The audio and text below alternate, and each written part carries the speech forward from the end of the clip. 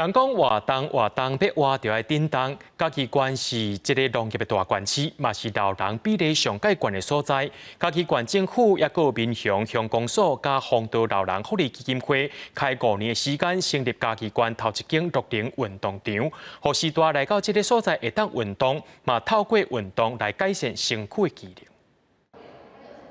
社区的时代甲民众拢来体验新的运动器材，边仔阁有专业人员指导。嘉义县第一间专门照顾老时代的运动馆伫民雄正式启用，帮助老人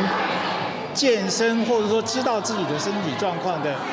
那种功能非常到位。我们针对中高龄的长辈提供场域营造相关中高龄运动模组的开发的相关的一个服务。嘉义县政府指出，嘉义县是农业县，加在时代长时间辛苦做事，身体加减有损伤。透过这专业设备甲人员检测，时代运动了后，会当随了解身体重心、骹笑出来的情形，利用运动调整家己的身体。操作完就可以看到我的数据啦，所以就可以马上知道我到底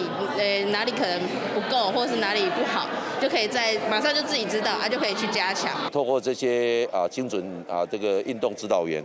可以让自己身体的一些过去因为不健康或者是过度劳动所引发的一些病痛，是可以做一些舒缓跟调整。嘉义县是全台湾老人比例上悬的县市，老人的健康照顾嘛是嘉义县目前的施政重点。嘉义县政府表示，希望透过运动观念的培养，减慢老人退化产生的问题，时代嘛会当活较更加健康。记者林慧婷，嘉义报道。